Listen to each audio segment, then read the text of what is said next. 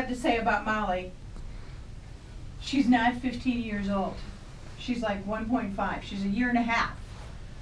Yes, a year and a half. She's not 15. So we will get that corrected right away. She's been around. She's met everybody.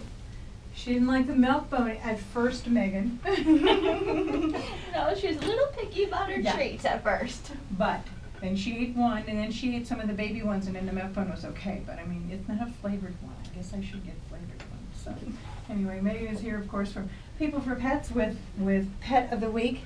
She's just laying down on the floor now. She's all chilled out. She's a gorgeous purebred dog. Very calm, very relaxed girl, purebred blue heeler. She's only a year and a half. She rides beautifully in the car. She got right in the car and rode all the way up here from Spencer without a problem. Just sat in the front seat and looked around. One of our other volunteers recently took her to a nursing home, and she did wonderfully there. Oh yeah, she would. Yeah, so she's an all-around good dog. And when she's been here, it's like, okay, pet me. That's your job. Your job is to pet me while I'm here, and she absolutely loves that. And you have to know when you get a blue heeler, she's a hunting dog, and she needs to be trained, because otherwise she's going to get in. She'll get into mischief because she's hunting things. No, exactly. It's always important when you're thinking about adding a dog to your family to do a little research on the breed, and just to make sure that the background of the breed and what their characteristics are mesh with what your family needs and your family's lifestyle. It's very important to do a little research on the breed. So a hunting dog isn't real good in an apartment. No. Although I actually knew a guy who had a lab of all things in an apartment, but he was out with that dog constantly. I mean, you could do that if that's your lifestyle. Exactly. But yeah, she's she's a blue heeler, and she's just so cool. You have to come and see her now. People for Pets, when do they open in Spencer? We are open weekdays 8 to noon. Okay. And then I am there Saturday mornings from about 8 to noon also. Okay. So or by appointment. We'd be happy to meet you whenever. You can email or leave us a message and we'll get back to you and set up an appointment. You can come meet our cats or our dogs. We'd be happy to show you around and introduce you to who we have. And that's the whole thing. I always said adopting from a shelter is like recycling. I mean, it's just recycle, reuse, repurpose. And find yourself a forever dog now. Shay the Snuggler, who's this little sweetie? She's our other pet of the week. Shay is a wonderful kitten that we have down at the shelter. She's just under a year old. She just loves to snuggle. I would say they're both snugglers today. I know. Ollie's a snuggler also. So. She is.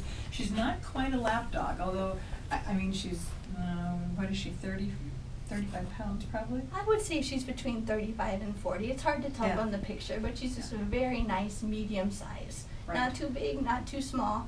So she can snuggle. It's better to have that for a lap dog than, an 80-pound lap. No, she's snuggle size. Okay, now, as People for Pets have anything coming up for the holidays or any events that you want to talk about while you're here, Megan? Well, the holidays, it's a very busy time of year, but it certainly can also be a good time to add a pet to your family as either a Christmas gift or people are home with their children over the holidays, and that's a good time to add a pet when you'll be home some extra days. You can kind of get to know them and get them acclimated. And they can know you and know what you're, get used to your schedule type thing. Exactly. And do not adopt a pet for someone else. No, exactly, exactly. That's just one of those things you just don't do. No, pets can make good Christmas gifts, but not for somebody else. God, yes. That's it. Oh, this person would just love this dog. No, they might not go together, so you have to keep that in mind. Anything else you would like to bring up as long as you got the microphone? Well, November is Adopt a Senior Month, so we just wanted to put that out there also. Okay. We are lucky in that we don't get a lot of seniors at People for Pets, because that's just really hard to see a senior animal at the shelter. That always breaks our heart when that happens. But November is Adopt a Senior Month, so keep that in mind. If you're looking for somebody that's, probably pre-trained and just not a lot of trouble, a senior animal could be a good option for you. And, with a senior dog, I say dog, it could be a cat also, but they have the previous training and all of that, and it could be that the human is no longer with us or anything else. So, and Adopt a Senior applies only to pets. Okay? It doesn't apply to people that are senior citizens. Of course, you could adopt a pet and a senior citizen, go together, and that'd be great. And now, did you say that she's been over too. Yeah, you just said that she'd been over too. Yeah, Molly has done Yeah. a nursing home visit, and she did great. Well, of course she did, because she loves people, so that's a good thing.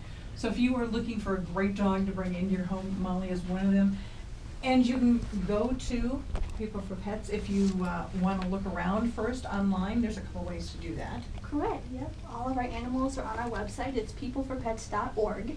And all of our animals are on there. We try to get pictures of them and get a description as soon as they come into us, and then get them off as soon as they get adopted, so it stays current, and so you can take a peek on there. And if there's one you want to come and see specifically, don't hesitate to send us an email or call, and we'll get you in to take a look.